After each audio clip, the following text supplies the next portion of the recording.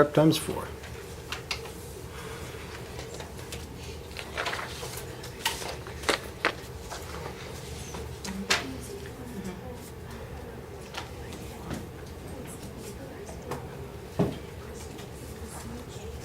Did you give everybody one? Yeah, they're supposed to have. They'll get a second one later. Okay. When we do the other debate. Okay. Okay. You set? All right. Okay, first of all, I'd like to bring up the reason why it's 21, as 21 does seem like an odd number, but the reason why it's 21, according to theweek.com, is the concept that a person becomes a full adult at the age of 21 dates back centuries in English common law. 21 was the age at which a person could, among other things, vote and become a knight. So the reason why it's 21 is because we want to be knights. And so my opponent brought up the fact that drinking is not a right. Well, neither is mandatory health care, and yet we all know that Obamacare has passed.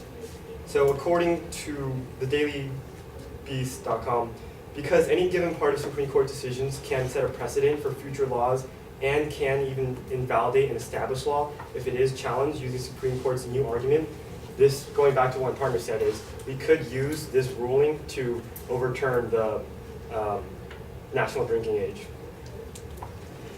And second of all, my opponent claimed that by increasing the age to 21, that's actually saved lives due to the fact that we're letting adults become more responsible.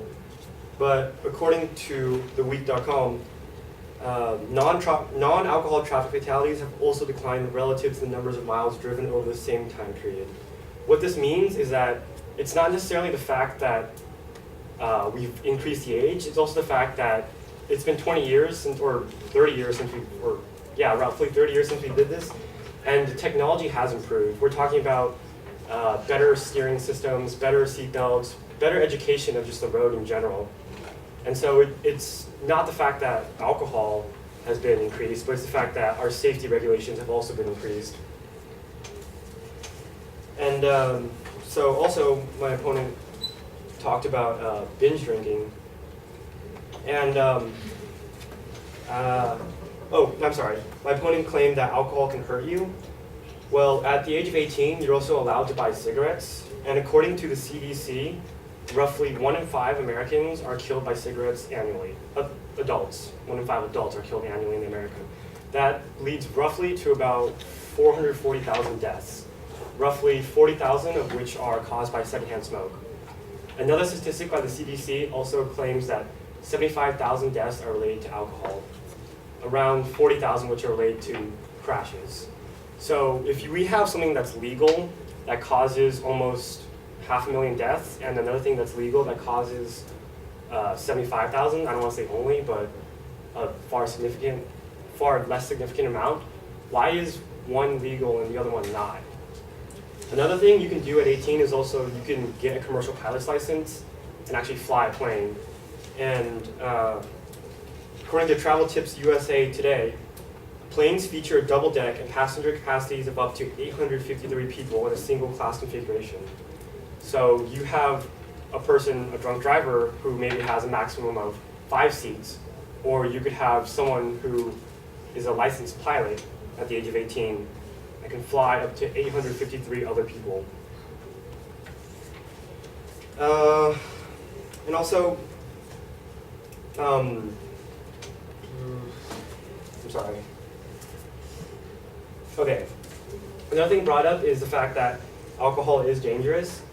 Well, according to alternet.org, if consuming alcohol at 18 is still health-threatening, where is the brain damage in Europe? Where is the alcohol dependency? There's no evidence. Only in the United States is the alcohol limit this high.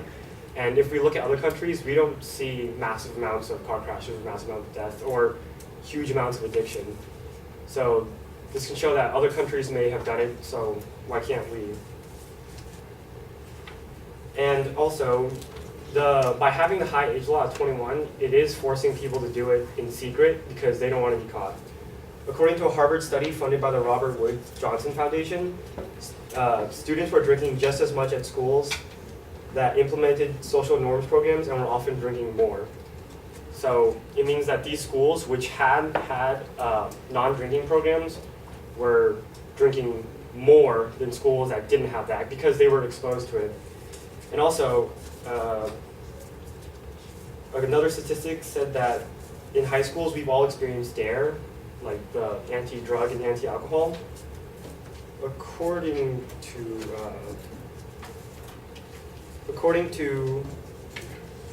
sorry, hold on, I need to find the right note card.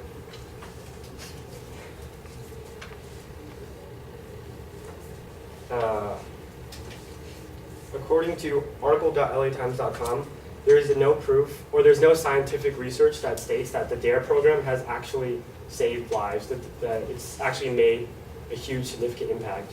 So we have these programs in place, and that they're still not doing anything. So why are we still having the age limit at 21? All right, thank you.